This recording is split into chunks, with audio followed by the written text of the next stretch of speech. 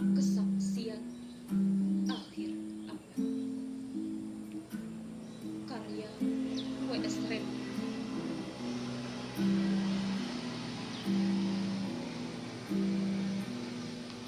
Ratap tangis menerpa pintu tahu.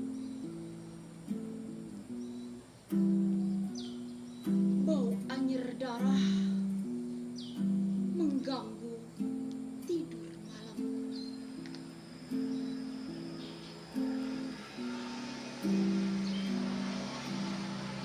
Oh, tikar tafakur. Oh, bau sungai Tohor yang kotor. Bagaimana aku akan bisa membaca keadaan ini?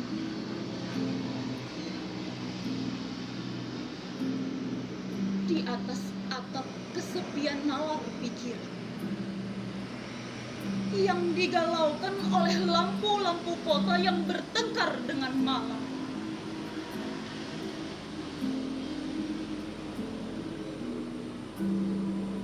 Aku menyerukan namamu, wahai para leluhur Nusantara.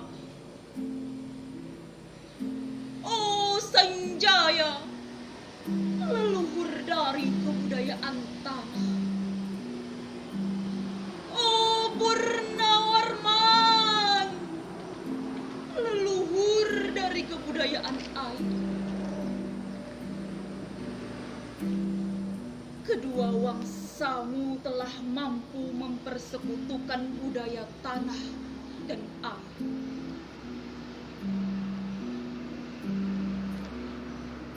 O Resi Katurunan, O Resi Nirarta, empu-empu tampan yang penuh kedamaian,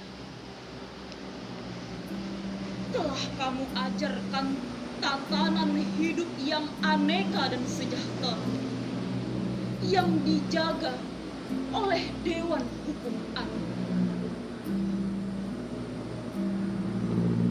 Oh bagaimana aku bisa mengerti bahasa bising dari bangsaku kini?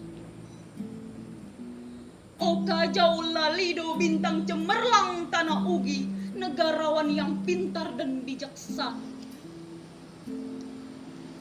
telah kamu ajarkan aturan permainan di dalam benturan-benturan keinginan yang berbagai ragam di dalam kehidupan. Ade, bicara, rapang, dan wade. Oh lihatlah wajah-wajah berdarah dan rahim yang diperkosa muncul dari puing-puing tatanan hidup yang porak-poranda. Kejahatan kasat mata tertawa tanpa pengadilan. Kekuasaan kekerasan berak dan berdahak di atas bendera kebangsaan. Oh anak cucuku di zaman sibernetik, bagaimana akan kalian baca prasasti dari zaman kami? Apakah kami akan mampu menjadi ilham kesimpulan? Ataukah kami justru menjadi sumber masalah di dalam kehidupan? Dengan puisi ini, aku bersaksi bahwa rakyat Indonesia belum merdeka. Rakyat yang tanpa hak hukum bukanlah rakyat merdeka. Hak hukum yang tidak dilindungi oleh lembaga pengadilan yang mandiri adalah hukum yang ditulis di atas air. Bagaimana rakyat bisa merdeka bila polisi menjadi aparat pemerintah dan tidak menjadi aparat hukum yang melindungi warga negara? Bagaimana rakyat bisa merdeka?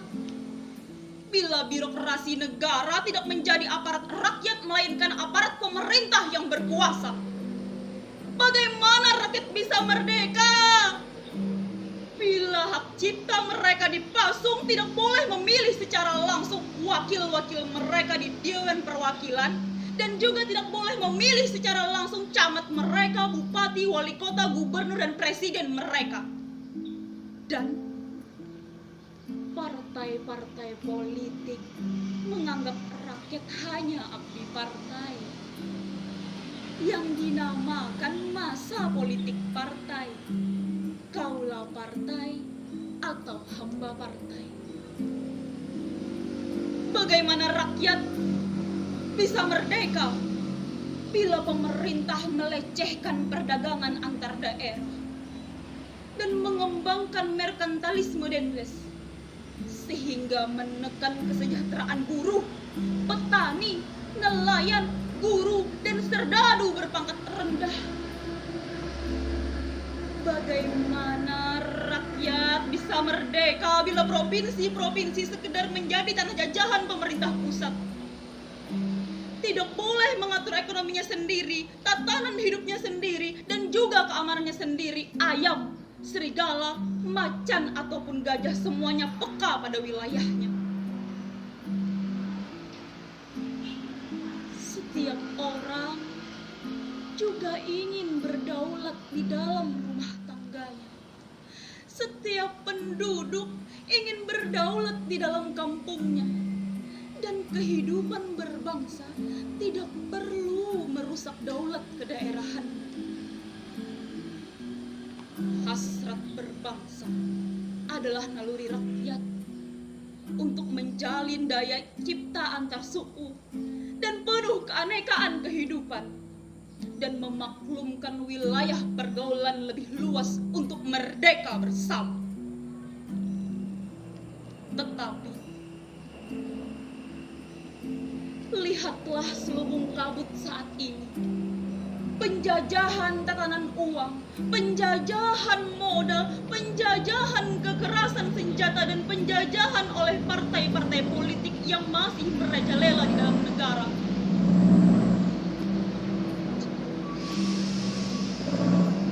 Dengan puisi ini, aku bersaksi bahwa sampai saat puisi ini aku tanda tangani, para elit politik yang berkedudukan ataupun yang masih di jalan tidak pernah memperjuangkan sarana-sarana kemerdekaan rakyat.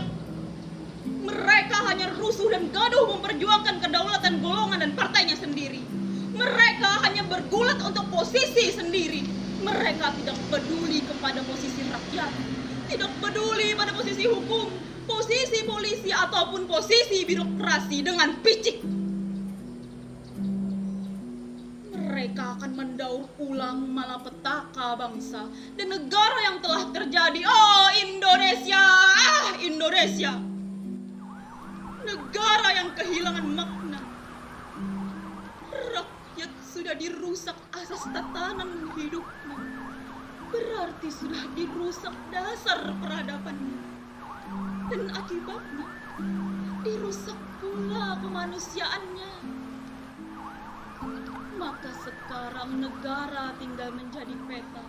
Itu pun peta yang lusuh dan hampir sobek pula. Pedangkalan kehidupan bangsa telah terjadi. Tata nilai rancu, dusta, pencurian, penjarahan, dan kekerasan halal. Manusia sekedar semak belukar yang gampang dikacau dan dibakar. Paket-paket pikiran yang murah dijajakan. Penalaran amarah yang salah mendorong rakyat terpecah belah. Negara tidak mungkin kembali diutuhkan tanpa rakyatnya dimanusiakan. Dan manusia tidak mungkin menjadi manusia tanpa dihidupkan hati nuraninya. Hati nurani adalah hakim adil untuk diri kita sendiri.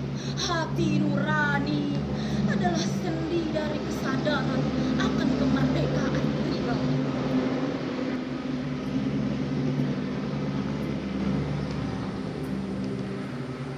Dengan puisi ini aku bersaksi bahwa hati nurani itu meski dibakar tidak bisa menjadi abu. Hati nurani senantiasa bisa bersemi meski sudah ditebang, putus ditebang. Begitulah fitrah manusia, ciptaan